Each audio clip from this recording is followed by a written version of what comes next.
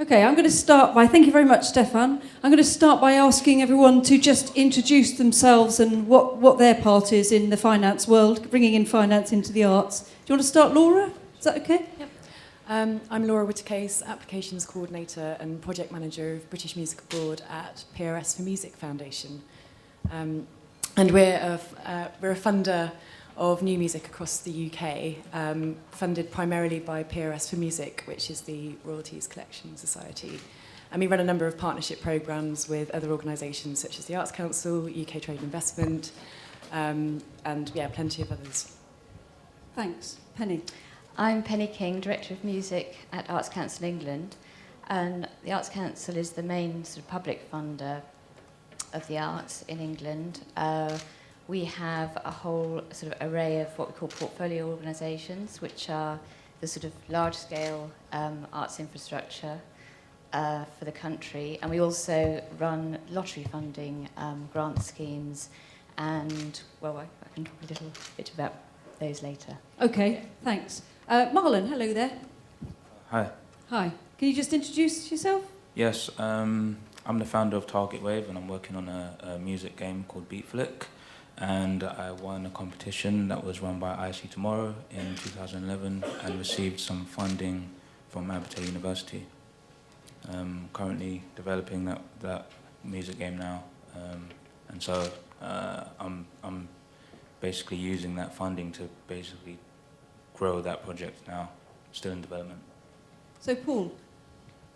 Hello. Hello. Can I do my plug now, actually? Do your plug now. I might as well do it. Yeah, go Seems for like it. timely. Go for it. So hello, I'm Paul Brindley. My day job is running a digital research consultancy called Music Ally.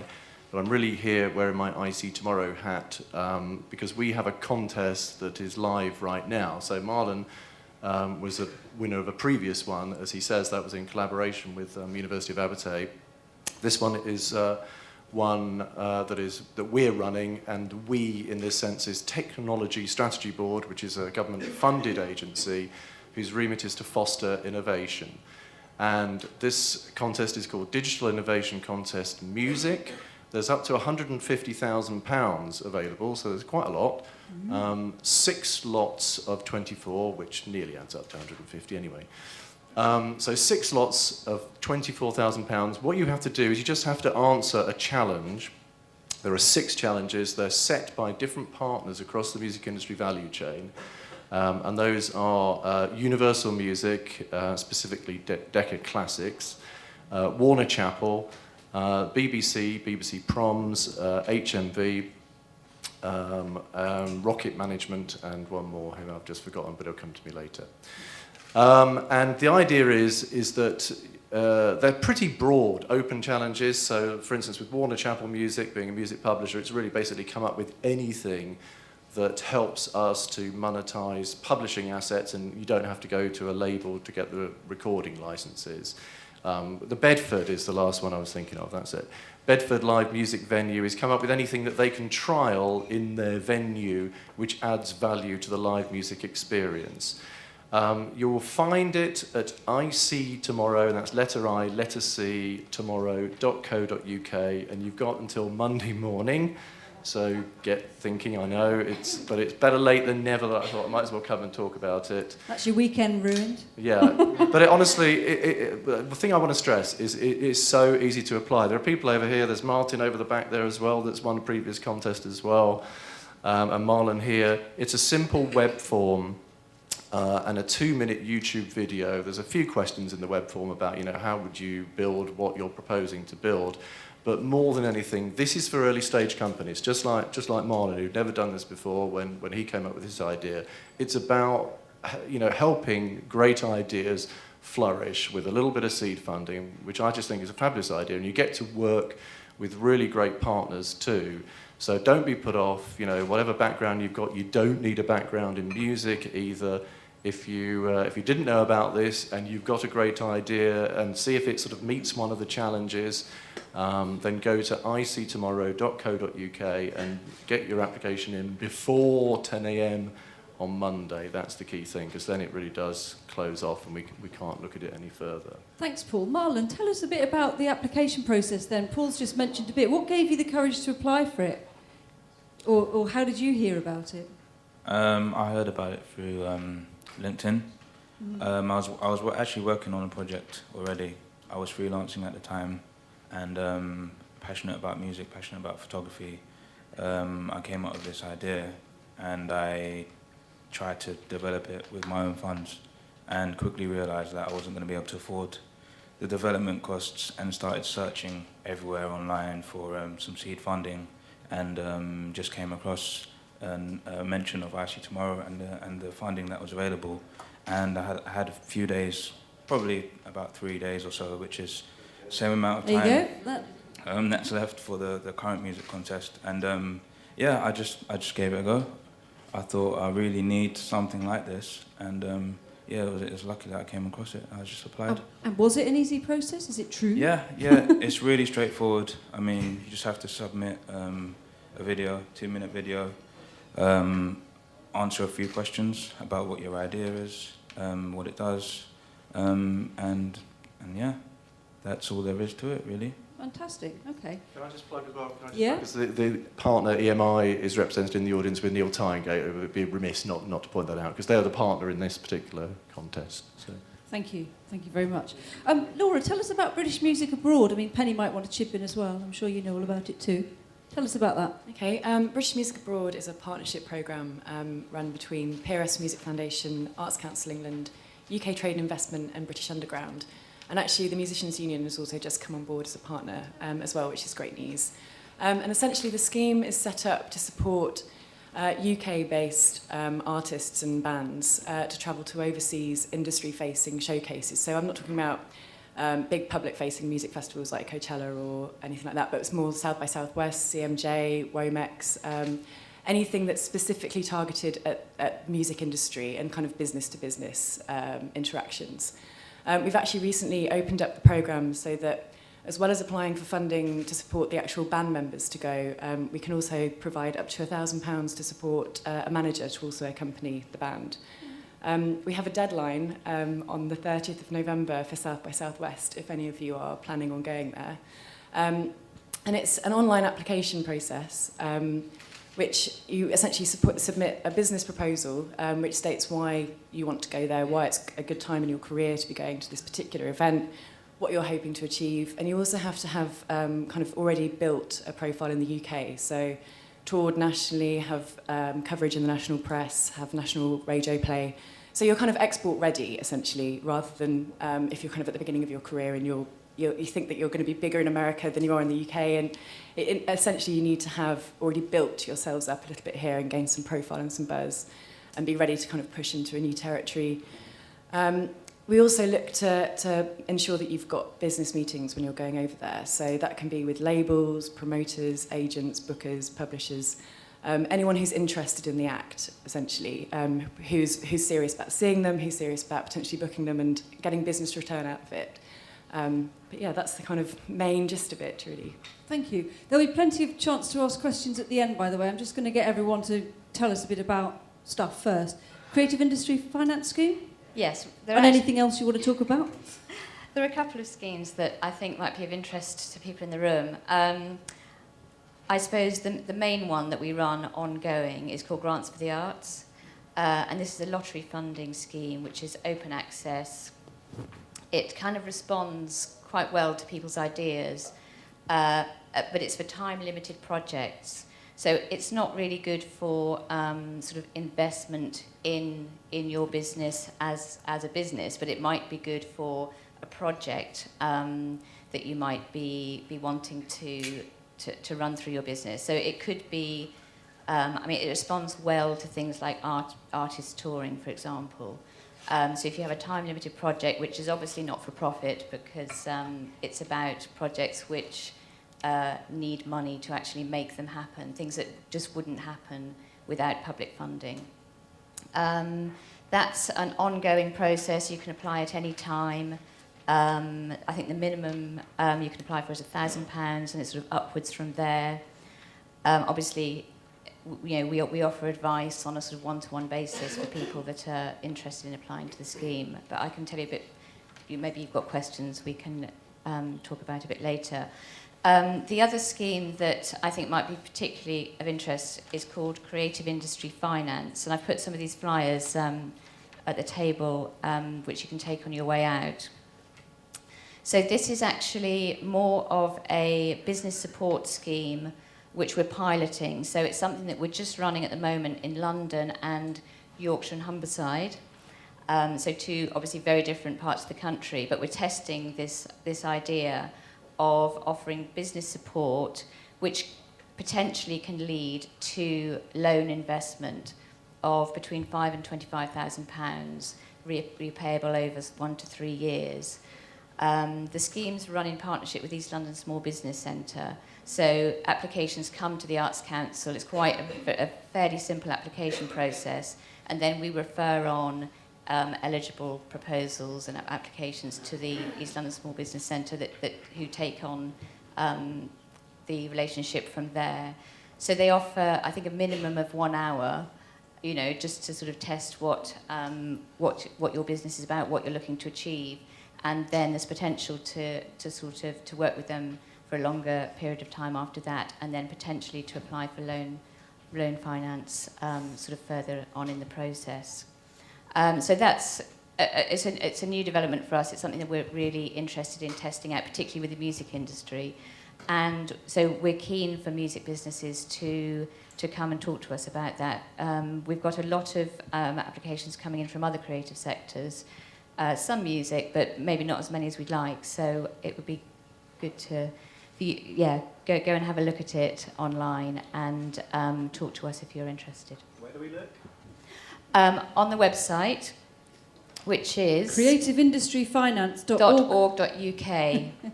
And these flyers are by the door, and I've also put... Which door? The other one? The door, on the way out. Registration desk. The registration desk, so where you'll take your UKTI form. You can also pick up one of these, and there's a card for Mary Alice Stack, who's the leader of the scheme at the Arts Council. So that's her personal card that you can give her a call. Thanks, Penny. Stefan, it's all about passion and executional abilities of entrepreneurs, your website says. Can you expand on that? The executional abilities? Yeah, so if you look to... Unfortunately, I was never talented enough to become a musician myself or a pop star, so I can only talk about business, just to set the frame. Looking at the real successes in digital, they all started by solving a problem. The Last of Them guys started '98 with an online music label. After three years, they collected 10 or 20,000 MP3s, and then they were wondering how we can't possibly listen to all this stuff. How do we filter the good and the bad stuff? So they started coding, because that's what they wanted to do. That's how this started. Nicholas and Janos from Skype, they had actually girlfriends overseas, and they couldn't stand all this telephone cost. So they used their Quasar technology to enable peer-to-peer technology, which is used on Skype. Mark Zuckerberg is actually, he's a genius, he's a great guy, but he's a bloody average-looking guy, yeah? And frankly, when he was 20 or 21, he saw all these chicks in Harvard, saw all the girls, and said, I need to get in touch with them. So he came up with the idea of doing Facebook. So not a particular digital idea. And probably a problem is, he solved a problem that is very known to many of us in the room. So you need the passion to solve something, to see this is a problem and you can solve it. With your abilities, whether you're a techie or not, you can make it. And here you need the passion, because you can analyze this stuff and so on, but it's actually, starting a company is quite a lonely job. I did this way longer than I'm investing. And it is actually, you not only have upside, you most of the time have downsides. So you need a staying power, probably very similar to an artist. I've never been one, but I can imagine there are some parallels. So that's one thing. And like an artist, you need some executional excellence. It's great, but if your voice is shitty, you shouldn't become a singer. Huh? If you're just not good enough in execution business, then you should just not do it. Fair enough. And at what point should someone come to you for money? What are you looking for? So we start with passion, and we have a £40 million fund. We did 32 investments in the past 18 months. So we are probably the most active investor in Europe. We invest from a base of a prototype onwards. So we only invest in digital. We back great, ambitious entrepreneurs. And we should have a working prototype. The ideal combination is a great team, a fantastic technology, and some initial traction. That means picking up, so the users, but this rarely comes all together. But we need to see, we are not investing in the concept phase, we need to see a working prototype. Thank you. Yes, let's start with questions now. Can we have the mic over here, please? Thank you. Hi, this question was for Stefan. Just going a little bit more into what Passion Capital invests in, what points do you invest at? Like what's your bottom end and your top range? And then do you do any pre-revenue, or is it all post-revenue investments? We invest from prototype onwards, so not even launched to the public, so clearly pre-revenue. We published, just Google Passion Capital infographic. We published stats after our first 12 months of investment. So our average check size is £189,635. The smallest one was 15,000. The largest one was 355,000. Our average founder salary, smallest one 7,200, highest one 39,600. On average, our founders earn 24,000. I think you should be more specific. I thought so. Thank you. Does that answer your question? Okay, any more questions? Yeah, over there. Keeping you active, sorry. Can I ask the panel, what are their views on crowdfunding for this particular market sector? Okay, so crowdfunding for this particular market sector. Which particular market sector? Music industry. For the music industry specifically. Right, okay. Any views on crowdfunding? Yes? Yeah, Laura? I'd say it's a positive thing. I think that when you're looking at if you've got an act who has a solid fan base, who are willing to invest in them and to develop them, then I think it's a really good thing. I mean, you see, there have been quite successful campaigns through things like Pledge and Kickstarter and the like, and I think it's just thinking in a more creative way in order to kind of increase your revenue. Because I think obviously, we all know that record sales aren't what they used to be, and everyone's having to think more laterally about how we can kind of keep supporting new music and keep developing it. So yeah, I'd say it seems really positive from what I've gathered, certainly. It's awesome. Crowdfunding is awesome. You have the chance. Before you needed to go to the first project when I left university was actually produced a pop song, Viva la Noche, and I had it was a shitty song, seriously. I mean,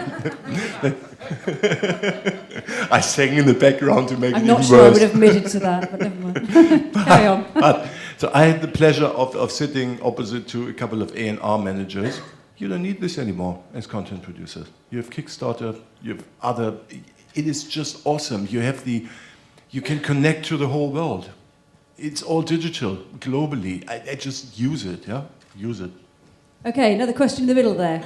It's not really a question. You just mentioned Kickstarter. I just wanted to let the people know that there is, from the last month, a specific music crowdfunding platform. It's called musicraiser.com. So anybody that has a specific project in music, either a video, a record, a tour, you want to refurbish your club or whatever, musicraiser.com is a good platform. Music Raiser? Yeah. R-A-Z-O-R? Yeah, like fundraising, Yeah. Music Raiser. Yeah. Oh, Raiser, R-A-I-S-E-R. R-A-I-S-E-R. Sorry, yeah. right, now I understand. .com. Yeah, Thank sorry. you. Thank you. Just checking. Okay, any other questions? Questions, yes? Yeah, question for Laura. How do you pick your artists for the... British Music Abroad. Not for the South by Southwest, but the artists abroad, because that's just one project, but they're actually having artists go abroad. How does that actually happen? Is there a body that picked the artist, or is there some sort of PR situation? What happens there? Well, essentially, so once you're invited to go and play at any kind of particular showcase, you then apply to us, and then from then we take the applications that come in, and we have a panel. So we've got a representative from each of the funding partners, so PRSF, Arts Council, UKTI, Musicians Union. And then we also have a panel of industry professionals. So everyone from kind of DJs, journalists, label heads, like independent label heads, I should add to that actually. So people from across the music industry who've got, and also major bookers, agents, people who have been around for a really, really long time, and people who have particularly fresh taste and approach to music. And they're essentially our advisors, and they're our kind of, we kind of guide it, but and we look at the business case and stuff, but they're the ones that kind of really input into the decision making. But every application gets looked at, hushed over, the music is listened to, we look at where they're going, if this is a particularly good event for them to go to, because going overseas is so expensive and it can be such a risk, and if that act isn't ready, it can be such a blow, I think. So that's why it's a really considered process. Thank you. Any more questions? Questions over there. Man with the cap. Hello. Hi. What advice would you give to someone who is looking to develop a fan base or a community around their product?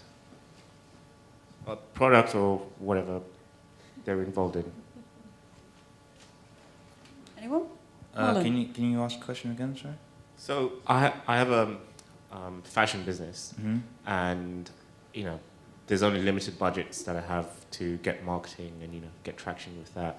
My question is, what advice would you give to anyone who is looking to develop a fan base around their company or act or any, if they've got a website or whatever they offer?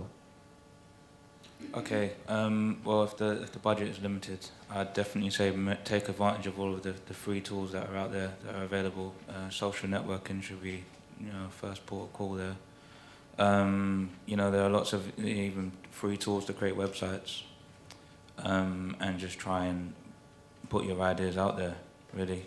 Someone earlier mentioned Kickstarter. You have to showcase your idea in order to receive some investment. The key word I'd say is to share and try to use all the free tools available out there. Facebook, try and get some fans and some likes. YouTube, same thing, as many views as possible. And in doing that, you'll get some feedback as well. You'll be able to improve your product. Thank you. Okay, we've got one behind at the back there. First of all, I'd like to say, Lisa, thanks very much for clarifying things, because I was writing down razor, not razor. Okay, so a thanks pleasure. very much for that. Thank you for your feedback.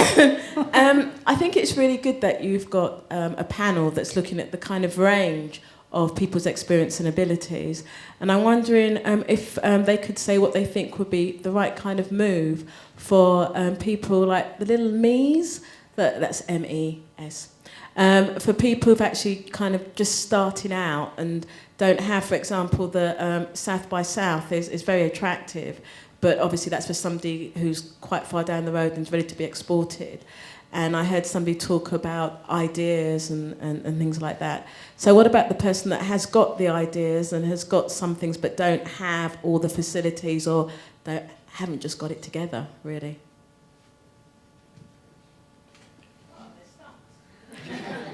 Stefan. From an artist point of view or from a starting a business point of view? Artist point of view. I wish I could give you I wish I could give you an answer, but it's probably the same like in the offline world. Just do it. I usually say my entrepreneurs, whatever you do it with passion, and this hopefully helps to bring you over the hurdle. Like in the offline world, like similar to your question. Digital is not different to analog. Yeah, you live and breathe the digital community, and if you're authentic, if you're open, that's why some young people just out of the blue get a couple of million YouTube views. Yes. Yeah, because they present in a fresh way, and there's no recipe. They just stay authentic, and you need luck. You need all this stuff. There's no magic recipe, unfortunately. I think. Go on. Yeah. Sorry, can I just? Oh no. Yep. Did you want to? Go on, Laura, Okay, go. I go. just wanted to jump in to say that we also offer funding for kind of UK-based activities. So if you're a little bit earlier on in the career, you can apply for tour support of the UK, you can apply for marketing costs, you can apply for, if you want time to develop your material, you can apply for money for that. So we do grants, like if you're a first-time applicant, up to about $5,000, you can apply for that money for that kind of development time and that investment in your early stage career. So there is, I should have mentioned earlier that we do have other funding available. What were you going to say? Were you going to say something else? What I was going to say was I was a bit stumped when you said an artist or a business, because I actually think that this is my business and I will be developing it as a business as well. Good point. And I think quite a few people are like that as well. It might be one person, but you've got to promote yourself, you've got to market yourself, you've got to make the contacts, you've got to go out there. So you are your business. Yeah, Really? absolutely true. But you are, from a point of a digital investor, you are a hit-driven business. Guys like me, we are not looking in the hit-driven business. We are looking in scalable technology. That's why I said team traction technology. That's why I said initially, I wish I could give you the answer. Because with a hit-driven business, I don't know, unfortunately. But I agree, you are your business. You have 360, and you should do it. Yeah. Good. Penny, I just wanted to put something to you. Did you hear the Today programme on Radio 4 yesterday? Yes. Mute Records, Andrew King. Sorry, but I couldn't help but quote. They want to enable an Alan Bennett play, not a rock band from Rochdale. This is about the Arts Council. Did anyone hear that? Yeah? Interestingly, what they missed is a little piece of news that came out a couple of days before that, which is that what we're looking to do next year is to pilot a what we're calling Music Industry Talent Development Fund. So we are actually looking quite seriously at how public funding can support certain aspects of the commercial music industry, particularly the sort of earlier stage development of artists, because we're aware that things have shifted a bit in this industry, and it's time that we, started to think about that quite seriously. So we are piloting a programme with £500,000 worth of investment over the next 2 years, and right now we're just looking for the organisation to help us run that programme. So I didn't mention it because it's not actually open for applications or anything yet, but It's really good to hear about that. but you'll hear about that Get onto next the Today year. programme if I were you. Well, I Put think the record straight. I think we're going to save ourselves until we Until you actually. put the announcement. Yes, Fair exactly, enough. Good, exactly. good. But they obviously missed a little message in their inbox a couple of days Sorry, earlier. can you resist? We just got one at the back, and then I come to you. I just wanted to ask about funding forms. Yep. The deep joy of funding Yeah. forms. They get to a point when they're very tricky. I just wondered, do you look at the ideas? Are you looking at the cash flow bits? It seems like get to a certain point and I need to be a partner with someone to get further on down the line, and I feel like I'm always getting pushed back unless I know someone sort of further up. There's probably two answers there, one from PRSF and one from ACE, so either one of you. They might be quite similar. Yeah. I don't know. I mean, for the Arts Council, the idea is really important, actually. Obviously, because we're looking for new ideas and people that are doing things in exciting new ways, really distinctive ways. So the idea is absolutely crucial, but we need to know that you can actually make that happen as well. So how you're planning to manage what you do, what the finances look like, are also really important, and I would almost say equally important, because we look across all of that. And the other thing that's really important to us is how the public kind of benefit and engage with what you're doing, because particularly with lottery funding, it's really about, everyone buys their lottery ticket, so it's about what they get back from that as well. So those are the four things that we look for in our applications. Paul? No, just to add a little thing, can I just say something? I think whenever you're filling in any form, always read the guidance, even if it's a long, boring document, because there's a reason that it's there. I mean, I'm conscious with our competition, there is a long, boring document, but if you read that, that gives you insight into what people are looking for, and it tells you, what they might want to hear and why they're asking those questions. And it really is, and I've done it both ways. I've been judging on one side and I've been filling in the forms on the other. And it's amazing how easy it is to get the wrong end of the stick. And it's just very helpful sometimes to just really look in detail, take the time. I know it's boring, but if you want to be successful, that is worth doing. That's excellent advice. Yeah, actually, I've got some advice on that, having written many a funding application myself, mostly for this woman here. Really, really do follow the criteria. Really understand what the criteria is. If you don't understand it, ask someone that does, ideally the person who's the decision maker. Sometimes trying to phone up, and then, again, I found people don't always get you through to the right person that does know. Yeah, well then talk to somebody else who's written a fundraising application for that organisation. Ideally, try to create a relationship with the decision maker. Really big tick if you can do that, and you can do it if you chip away. And language, the language that organisation uses, use their language. Yeah, reflect back to them exactly what they want to hear. Is that representative of an opportunity for someone who's struggling making music, that is making great music? A very good point. It's a very good point.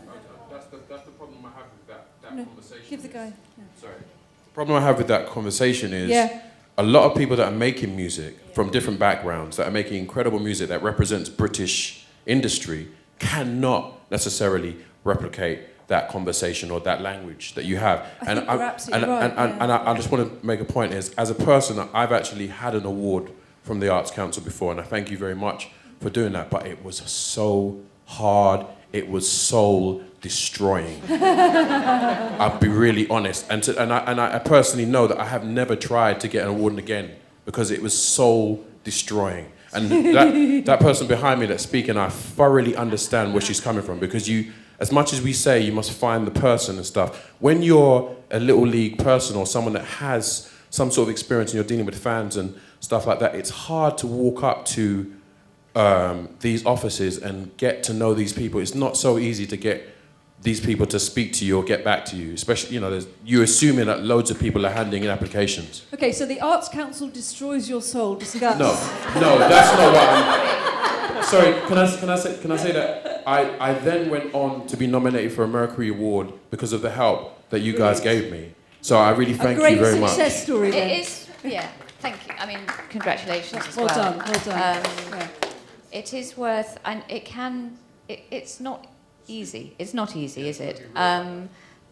But time and time again, when personally and my colleagues, when they've given advice and really worked through something, because we know when we speak to someone what the potential is. We can spot where there's a sort of opportunity. So when you call up, you tell us about your project. If we think there's something there, then we will really work hard with you to help you to get the funding. I had to employ someone to talk to. Oh, did you? Okay. It worked, though. It worked.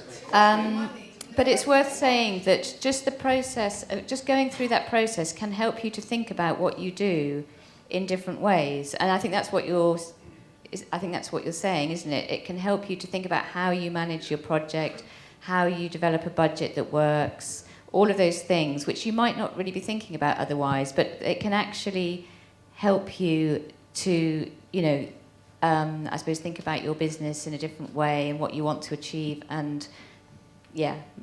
The thing for me is I had to actually have someone be able to communicate and be the buffer between me and the Arts Council. And as much as what you're saying, I'm not challenging what you're saying, I'm raising an issue, is you are offering awards for British people of talent. Not all of them have the ability to communicate with you on a certain level. And I feel like if we keep this kind of barricade up, we're excluding people. Yeah. I mean, personally, I've dealt with all kinds of applicants and been very successful in helping them to get funding, and we obviously want to be as open and accessible as we possibly can be to the as many people as possible. So I think that feedback is really helpful. Yeah. The scheme that I just talked about that we're going to run for music industry talent development is actually a bit of a response to this, because it's about trying to actually set up something for the music industry which is a little bit more straightforward, and saying, it is special. You said commercial. Okay, Yeah. we've got to move on now. Yeah. So there's another question. Got time for one more? Yep. Hi, good afternoon, Susan. I'm arts festival organizer, and I think that you didn't mention anything about mixed funding, like when you are combining sponsorship from a brand and national lottery funding, for example. What issues you may, if you have any experience with that, and what issues that might cause? Can you ask the question slightly differently? Have you ever been involved on a mixed funded project? Mixed funded project, so where there's some sponsorship, public funding. Yeah, I mean, a lot of people who apply to us have other funding in place, obviously, and that's always that's a good thing. It's actually a prerequisite, isn't it? I mean, you have to have at least 10% partnership funding to apply to our lottery scheme. But the more that you have in place, the better.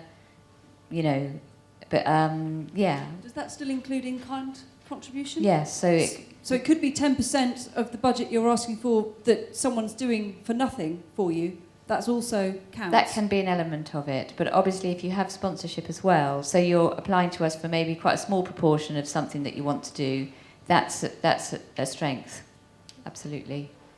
Okay, anyone else before we close? Okay, fantastic. Then can we please thank the panel?